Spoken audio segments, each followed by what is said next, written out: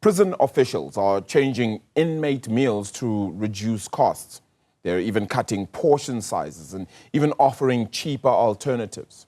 Now, last month, the Department of Correctional Services announced changes to its nationwide 12-day cycle meal plan for inmates. The department says the changes were carefully designed to align with dietary guidelines and ensure that the diverse dietary needs of the inmate population were adequately met. But are they really? I'm joined now by former inmate Moss Thamane, who joins me in studio. Baba, thank you so much for the time. Really appreciate it. Yes. Baba, let's perhaps start this conversation. And just as we were preparing for this, some of the images that my colleagues have actually just shared with me of some of the foods actually that have been put forward, it absolutely looks horrible. It looks like, honestly, the human rights of people just not being regarded here. Yes. Just give us the state of what it's like in those prisons when it comes to food. Yeah, Moses, I want to greet the viewers at home. They must know the truth about the Correctional Service. Is no more. There is no Correctional Service. There is no rehabilitation. What is happening inside? Even the paint in the room where the inmates are sleeping, it's more than 20 years, there's no painting. It's a human right abuse what is happening at the Correctional Service. And who's that spokesperson? For the Correctional Service. He's lying to the taxpayers' money. All the time he's defending Correctional Service. The budget money, when it comes from Parliament, it's about 30 million for an example. For allocated maybe Sun City. Sure. That money must be distributed. Food, petrol, car service, all the material inside Correctional Service. But the budget of inmate, it was cut before this new minister came in. Have they explained why it was cut? Because right now what we're getting is that the reason they reduced it was so that it actually fits into one, yes, the budget. Yes. But also you find cheaper alternatives, which I don't know if that's helpful or not. But then that you can also be able to feed the dietary requirements. I'm a high blood pressure patient taking medication. I was having a problem in Leeuwkop because the nutrition, what I'm eating as a high blood patient, I was not getting the right food. People are taking medication, HIV, sugar, diabetes. Some they use insulin. How can you eat an egg and a pap? You see those photos? Yeah. And tell the taxpayers' money that plate is 450 a day. I can go and buy a plate now at taxi rank. It's 40 rand. And there's a steak, salad, chakalaka, beautiful more than that plate. They mustn't lie to the taxpayers' money. Because, sorry to interrupt, the minister who is in the Correctional Service now is the AfriForum. He's the AfriForum. And most of the people who are in prison are most black people. You understand? Not to say I'm trying to be racist. Taxpayers' money must know the truth. Yeah.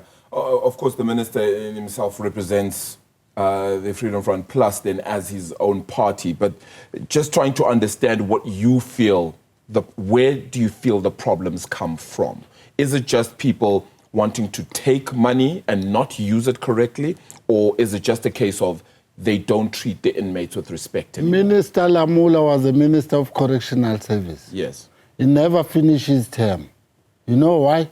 His hot seat there When the budget come from Parliament, it went straight to the area commissioner. Area commissioner is the head of prison. Then is a section managers.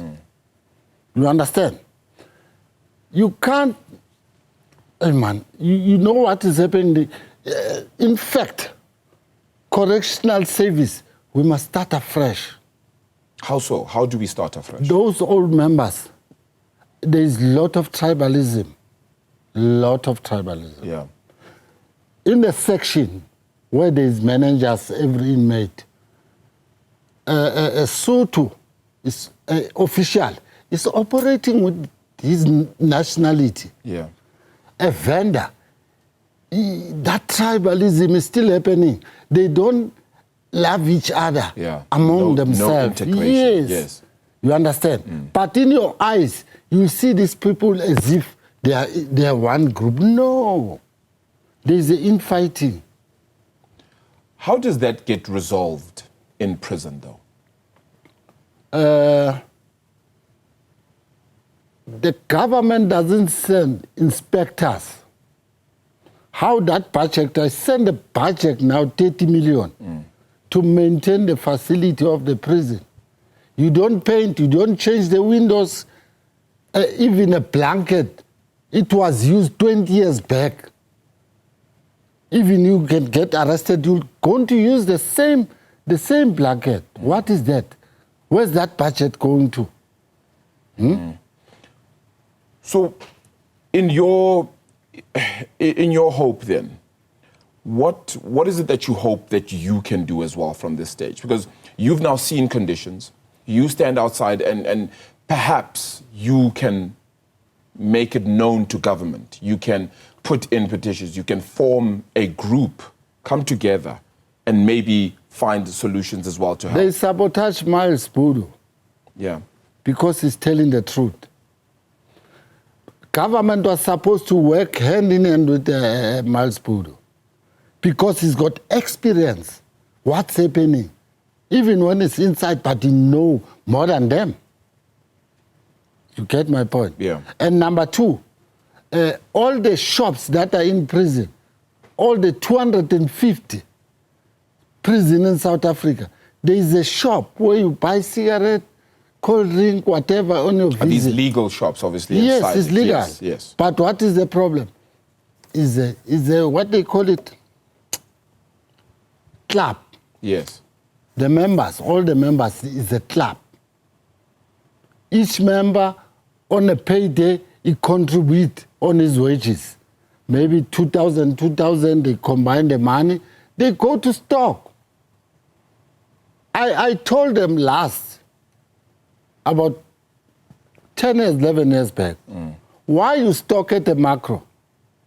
Was this specifically for Leeuwkop, of course, because that's the one you were in, right? I was fighting for the rights of the prisoners. Yes. In prison, you buy your clothing. You must phone your family. So they don't actually give you the clothing, the orange uniforms? You buy them. All of that is actually bought. You buy them personally. to the inmate. And that's according to what you saw at Leeuwkop, you buy it. Right? How can you do that? Because an inmate is like a grand person. Yes. It's under a government. He can't do nothing. It's being sponsored. Food, clothing. Huh? When you go to shop, your family, I was spending almost about 2,500 a month because I didn't eat the prison food. I didn't eat. I can't eat that food. I was spending 2,500. My wife was not working. I've got kids. It's taxi fare. They buy me groceries, noodles, mayonnaise, tomato sauce. You know tomato sauce and mayonnaise in that prison shop all over. It's double the price. Let's say now tomato sauce is about, at ShopRite is about 29 rand. Sure. You buy double the price there. Why? Is that, but would you, at the prison that you were at, would you be buying the whole bottle then? You buy the bottle, yes. You buy mayonnaise, yes. Noodles, you understand? Yes, yes. a pie. A pie is, you pay something like 35 rand. And why do you think the prices are that high? It's because of the club, no inspection. No one is coming and edit and check. Like a head of prison, where the money arrives from parliament of the budget. Yes. No one is editing. Ask him, what have you done? From January to December, give me the details. Yes. I've done this, I've done this. No one is doing that. So how do you then know that particularly as well? Because, you know, somebody else comes on and says, actually, we have had these reports, we have put these reports forward, we believe that our prisons are a lot safer. And I know that this is, for example, for your own example, this is when you were at Leeuwkop. But how do we know for sure that that's exactly, how do you know for sure that that actually is what happens and that the reports and there's no inspections? Is that a case because you haven't seen any when you were in prison? I was fighting for the South Africans. They are suffering. I was nearly poisoned for fighting for people. The abuse of the people. Who do you think was trying to poison you? No, we can't go to detail because it will cause a lot of issues. Okay. Leave it like that. Can I come back here to remind you? You still remember Pusasa? Yes. About food. He was distributing all the prisoners, the best food. What happened? Where the case end up? You must check it from there. You must take it from there. Did anyone convicted? Did anyone convicted? Yeah. Did anyone try in court? Our judicial also is a problem. Yes. Correctional service, a healthy hospital in prison. How long were you in Leeuwkop for? I was there for 7 years. And for 7 years, then you just could not have the food that was in Leeuwkop prison? In fact, when I was in Leeuwkop, now I was concentrating to the inmate. I was like a father to them. Sure. Because they were torturing them. You understand? They were torturing them. Torture is still happening now. There are a lot of cases, unsolved cases of murder by EST. EST? EST, yes. What is EST? EST is the highest security. Okay. In prison facilities. Because they carry rifle, everything. Yeah. When there's a problem stepping, they call them. They've got murders. Cases are being opened. Not even a single case was handed to the court. Moses, thank you so much for the time. Yeah, really for the last time, I want to clarify the South African about the tax they are paying. Yeah. Correctional Service must stop lying to the taxpayer. I was helping people who were bleeding blood without getting ARV for 2 months. Wow. 2 months without ARV. I think, if anything, that's the point of this interview, was to try and highlight the plight that you've seen, that you've been a part of in all of this, and you've experienced as well. So really appreciate your time today. Thank you so much for sharing those stories with us as well, and helping us to hopefully understand the situation there from the prison's former inmate, then Moss Thamane, they're joining us. Of course, we will try to reach out to the Department of Correctional Services.